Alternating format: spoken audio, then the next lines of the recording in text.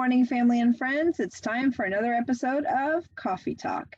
In this week's episode, we're going to be discussing quality education and how we implement quality education within our preschools. Before we begin, I'd like to introduce our phenomenal admin team. We have Miss Mary, Miss Monica, Miss Yaralise, Miss Karla, and myself, Miss Shannon. Miss Aileen will not be joining us today, but she will be on our next episode of Coffee Talk. So, Miss Karla, would you like to kick us off and tell everyone how we implement quality education within our preschools? Sure, absolutely. We implement quality education in a variety of ways. One way we do it is through all the different initiatives that we join that are provided to us through the county. So for one example, we belong to the Conscious Discipline pilot. Conscious Discipline is a discipline program that is so true to my heart. I've loved it. I have studied it for over 13 years, and it's something that I wish I've known longer than that. But when I heard that the county was offering a pilot program for Conscious Discipline, I was like, we need to do it. And with those initiatives, and Conscious Discipline is just one example, it provides our school with tools that we need to use it, the training, and the trainings that they give us on initiatives are usually high-end, top-notch trainings.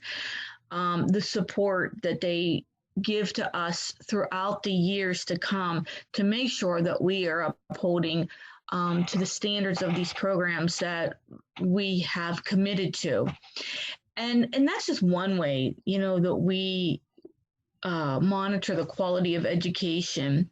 Another way is just through the way we profess our vision and our mission, because our vision and mission all revolves around the quality education of children. And we stay true to that. We remind ourselves of that in meetings when we need to make decisions. And when you're looking at our core values that we discussed over the last 5 episodes of Coffee Talk, we started with our bottom foundation, which was an emotionally supportive environment, and it all built upon one another to get to that quality of education. And as an admin team, we really work towards professing that to our staff and training our staff on how to implement all of those procedures to obtain that quality education. You mentioned building the foundation, and that's exactly what we are doing as a preschool, is we're building the foundation for the children's lifelong learning when they go to elementary school, when they go to middle school, when they go to high school, and then adult learning. And it begins in infancy. We start with language, gross motor, self-preservation. Toddlers start beginning to learn social skills and communication skills, and each age builds upon the next, and it really is setting a solid foundation, because without the foundation, you can't hold up the walls. So when you think of a house and we build a house, you start with the foundation and you work your way to the top. And that's what we are doing as preschool educators. Absolutely.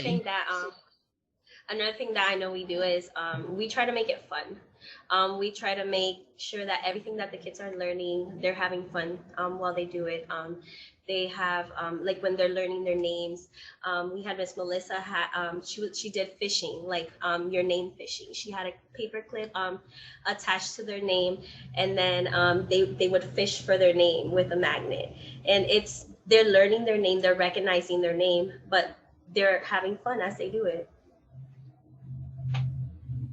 Absolutely, Yadalise. And that's just for not even just fun. these teachers are actually getting to know the children personally in the different ways that they all learn. So providing different opportunities in the classroom, whether they're a visual learner, an auditorial learner, whatever it is, the children, the teachers make that connection with the children, get to know them, and they are teaching and implementing all these different things in different ways so that each child is understanding what concept is being taught in that moment. And the teachers are really facilitating the children's learning through her involvement with the children, her goals that she knows the children need to meet, and then her questioning, which expands their thinking. Yes, like you said, we are actually the children are exposed through the whole day and learning experience. The way we work with the children, the way that we have the rooms ready for them, we divide them in different areas, and each one of them have something actually unique for the children to learn. We have areas of science so the children can explore. We have block area so they can build art area. They can express what they need to express. They learn how to write, they learn how to read. We have a library. So each one of the rooms are unique, and it's actually in the way of the age of the children, so they can practically feel free to work in it, play in it, have fun. But at the meantime, we know that we have the children in a learning environment, and not only that, we also our teachers, administrators, we constantly taking training to make sure that each one of the children have the appropriate guide them. How do we work with the lesson plans? We book that we pick for them. Everything is connected. So building a good foundation for the quality education for the children is really important for us. You mentioned the trainings, and yes, we focus a lot on training our teachers because we know that learning takes place from the moment that they enter the school until the moment that they leave. And it's not only academic learning, but it's social emotional learning, it's self-help learning, it's cooperative learning, it's critical thinking, it's other life skills. And we train the teachers so that they have a deep understanding of what the children need to learn and what they should be doing with the children. And then the directors are going into the classrooms every single day, monitoring, observing, and working with the teachers, modeling for the teachers. And it's all for the sake of the children, because we know how important this foundation of learning is for them, for their future. And they also, the teachers through that help guide the children and see connections with what they're learning in the classroom with their everyday life, with the routines and the stuff that they see. We help connect what they're talking about in the classroom with when they're at home, when they go out with their family, and it helps them really grasp the concept and really understand it so that they're actually learning it. And sometimes parents may wonder, well, is there any kind of a curriculum? I mean, what is it that they're doing? What papers are they doing? And at this age, dittos, which is paperwork, is not appropriate for the young child. The young child really needs to have those hands-on experiences. And we're fortunate enough to have a brand new curriculum that we've brought into all of our centers, from infants all the way to the preschool, and it's called Frog Street. And it has the conscious discipline embedded into the curriculum itself. And it is it covers all aspects of learning, and then the teachers will prepare their lessons at least a week in advance. For example, last week, Miss Christina, one of our pre-K teachers, was teaching the children about the earth and the world around them. And one of her projects that she was doing with the children was to help them understand how the turtles lay eggs and that they lay their eggs at nighttime. And she prepared real eggs. Now, they weren't turtle eggs, but they were boiled eggs. They were hard boiled eggs. And she brought them into the classroom, and she had a bucket of sand, and then she turned off all the lights, and they got to look at the eggs with the flashlight. They got to touch the eggs. They got to touch how the egg felt with the sand. They expressed what they were feeling. They expressed just their opinions of what was going on, and kind of learning about why they think that the turtles are laying eggs at nighttime, and so much more. And it was just a beautiful experience. The children learned so much and had so much fun that day. That sounds so beautiful, because there was so much hands-on learning involved there. Some children are tactile learners, so they learn better through touch. So they're able to feel the sand and feel the egg. And right, it's not an actual turtle egg, but it gave that children that visual and the concept of what the egg really is, because we can't go touch turtle eggs. They are protected. But that is such a great learning experience, and any way we can bring any of that to the classroom is great for the children, and have fun. And that's one of the key points of learning for children, is that we are giving them a variety of modalities, meaning that they can see and they can hear and they can touch and they can move and manipulate things, and that is what is helping to set the foundation for the learning for the future. Absolutely. You said something else too. You said about the children, they were, thinking, well, why do we lay the eggs at night? Or why does the turtle lay the eggs at night? And when you can ask those why questions to children and just let them come up with their own answers, whether it's right or wrong, it's them, their brain to think for a reason, then we can guide them as to what the correct reason is. But letting them problem solve on their own, think for themselves, is a great learning experience, just a lifelong skill. Miss Mary was mentioning the centers that we have in the classroom. So one of the centers is art. And sometimes we think that the art projects should be perfectly made with, hearts or dinosaurs or bears, and they're supposed to be a certain product. And we teach the children there is no product. It's all about the process. It's all about the experience and thinking and planning. What do they want to make? Why do they want to make it? And then how are they going to make it? And then doing it. Absolutely. And I also believe that we provide them with so many resources. And along with the initiatives, I know the college is always offering more courses. We ourselves as administrators put ourselves in those courses. We're encouraging the teachers to continue learning what is the latest out there for ECE and everything that stands behind the early childhood education to provide the best quality education that we can for our children. So what are some activities that we see our infant teachers doing in the classrooms? They're getting down on the floor, modeling language to the infants. I know some of them are looking at those books and teaching them sign language with the babies, to showing the signs for milk or more if they're all done, just to learn different ways to communicate with the infants themselves, and teaching them how to utilize the materials, fine motor skills.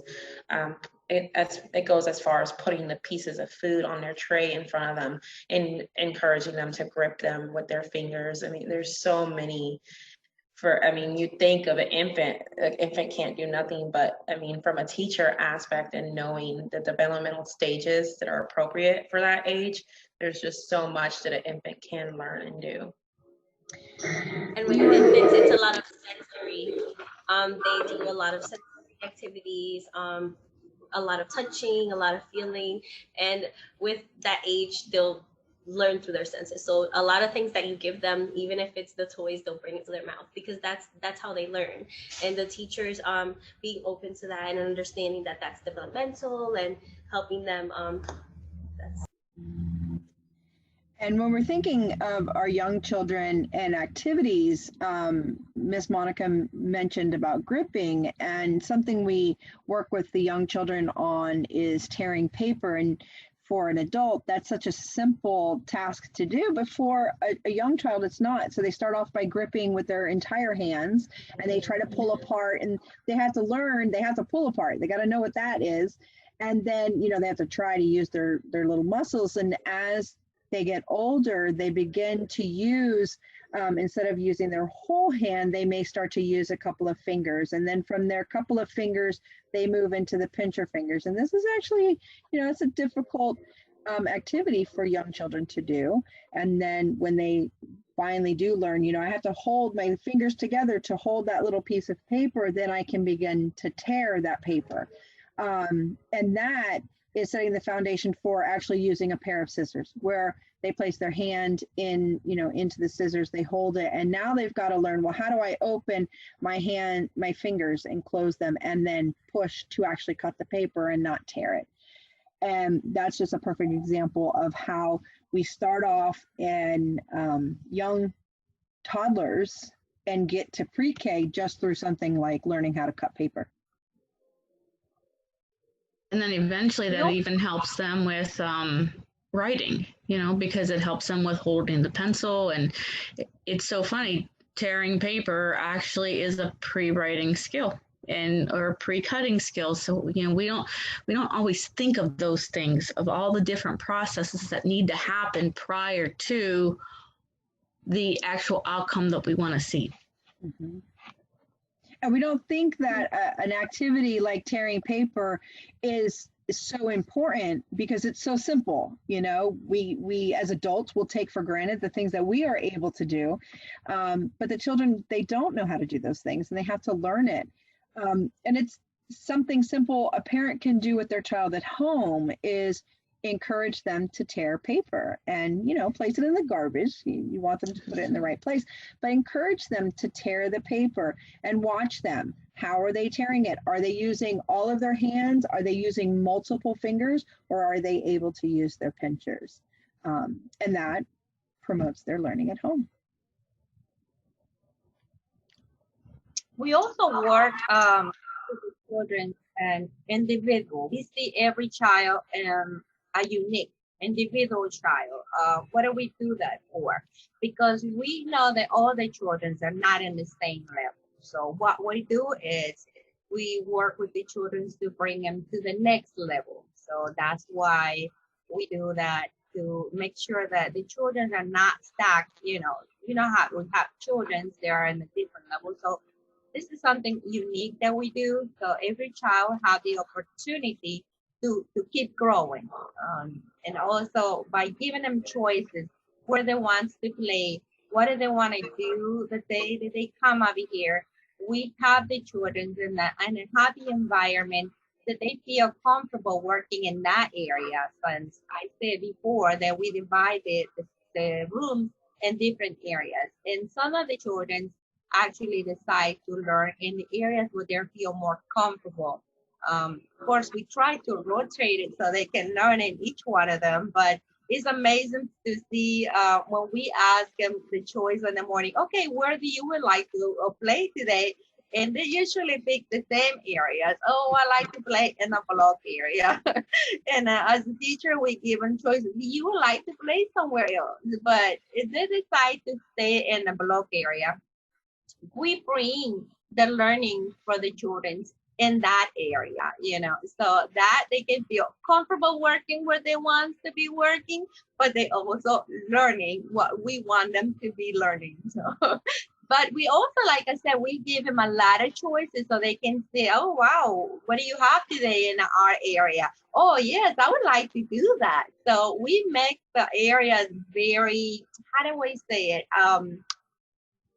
We always adding material. We always put something special for them, so they will say, oh yeah, I like that. So we make them We make that environment the way they like it. So yes, this is a really nice work for the teachers what they do, and they actually we are very proud of each one of them, how plan the class, how much time they put together in one lesson, the cutting, the love that they have to put. They're thinking, okay, what did I want to do for these children tomorrow? It's a lot of love in coming from them. So we're very, very proud of each one of them in the classroom. Yes, as the administrators, there's the constant question to the teachers, what is the goal of this activity? And as I said earlier, it happens from the moment that they arrive to the moment that they leave, and they have such a big job because they are planning from the moment the children arrive to the moment that they leave. And some children are here for a couple of hours a day, and some children are here for 10 hours a day, and that's a long time of learning. And sometimes we think that preschools are just a place where the children come to play, and it's really not. It's a place that they come to learn, and our learning centers is the most important piece to our classrooms, because that is where, as Miss Mary said, the teachers will plan activities, will add them into the centers, and then she is able to give one-on-one attention to the child, because she knows where is that child at developmentally and where do I need to take the child to the next level. What does that child need to move to the next level? Yeah, Mary mentioned something, and it's also a skill that we teach, but sometimes it may be looked upon or frowned upon, and that is choices. Sometimes people think, oh, well, you're giving the children choices. Well, having a choice is a good thing. It's a skill, because they have to make a decision. It doesn't mean they have choice of every single thing in the classroom, but they have a choice, 2 or 3 items. Which one would you prefer? Which one do you want to do? And there's a lot of people, and I'm one of them, I'll be very vulnerable right now and say that, not good about making decisions. I'm terrible at it. I must not have had a good quality preschool that taught me to make choices, I guess. I don't know. But making choices is a leadership, a leadership skill. And we're teaching that already at young ages, 2s, 3s, and so on. So it's something that they'll have for their lifetime. I always say that phrase myself. I must not have gone to a quality preschool, especially when I am having to do fine motor tasks, such as painting. I don't do your paper before you paint it. I must not have, because I can't paint a straight line, and on my wall to meet my ceiling. I can't do it. And it just goes to show that quality preschools and preschools, not daycares, but preschools are important for lifelong learning. And we don't, as adults, we don't think about that, because you just think to yourself, oh, I'm just not good at that. But it really boils down to the foundation of where we all came from. Sure does. Yeah, we have to remember that we preparing these children for the future. Yeah. So this is what is in our mind to be successful for what is coming for them for the future. So everything that we work for, that we plan, every lesson plan, every activity that we working with these children, what do? We think for them for the future. What is this is gonna help you?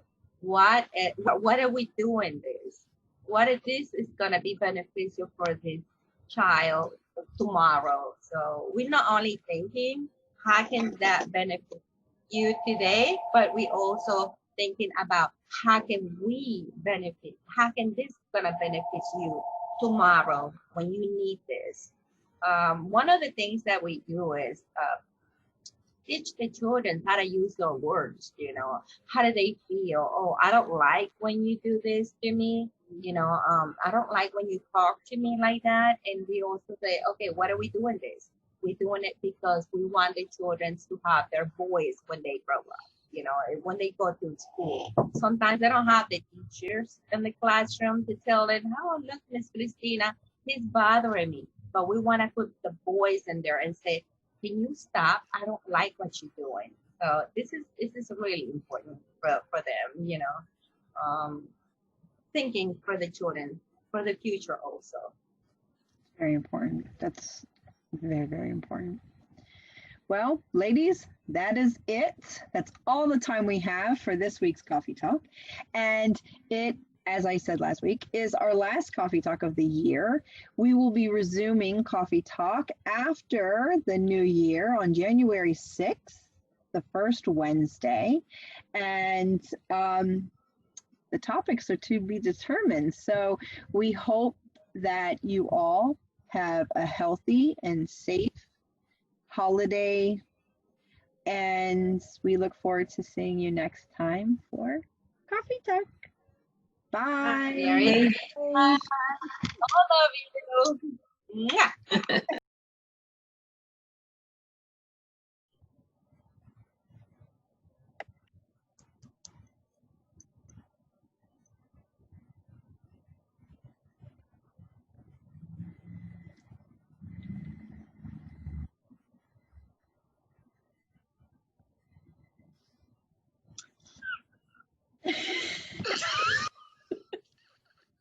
Now the record is over, do we?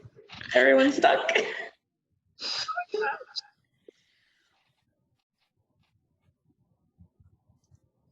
And they kicked me out. The computer kicked me out. We can still see you, Miss Mary. We know you're having technical difficulties, but we can still see you and hear you. So just keep looking at the camera and talking. You're fine. Oh. So,